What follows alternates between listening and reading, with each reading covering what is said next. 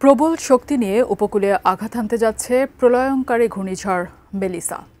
Category 5-এ রূপান্তরিত এই ঝড়ের বাতাসের গতি ঘন্টায় 282 কিলোমিটার। সঙ্গে রয়েছে আরও শক্তিশালী ঝড়ো বাতাস, যা এটিকে এবছর বিশ্বের সবচেয়ে শক্তিশালী ঘূর্ণিঝড়ে পরিণত করেছে।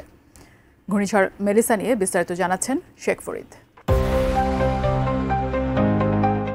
শক্তি বাড়িয়ে উপকূলে আঘাত আনতে চলেছে ক্যাটাগরি 5 মাত্রার শক্তিশালী ঘূর্ণিঝড় মেলিসা।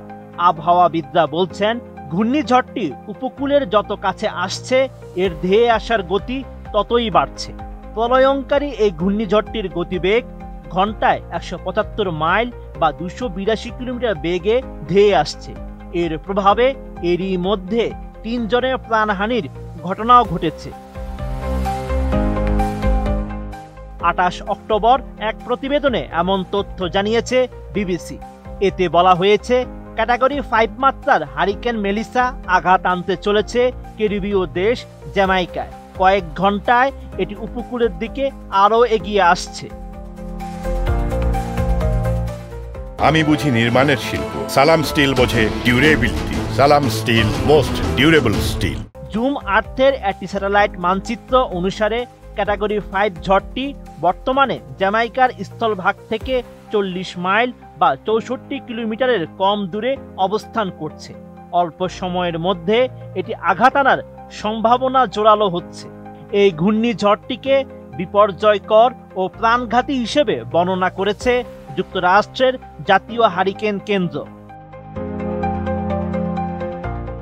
এই সংস্থাটির সর্বশেষ তথ্য অনুযায়ী সর্বোচ্চ বাতাসের বেগ ও নিম্নচাপের বিচারে মেলিসা এখন পর্যন্ত 2025 সালের সবচেয়ে শক্তিশালী ঘূর্ণিঝড়।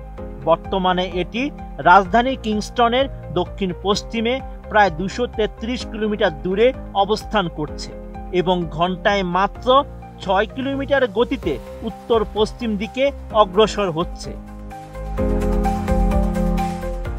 সিবিএস নিউজ জানিয়েছে, যদি মেলিসা এই শক্তি নিয়ে স্থলভাগে আঘাত আনে তবে এটি হবে 1851 সালের পর থেকে জ্যামাইকায় আঘাত আনা সবচেয়ে শক্তিশালী হারিকেন।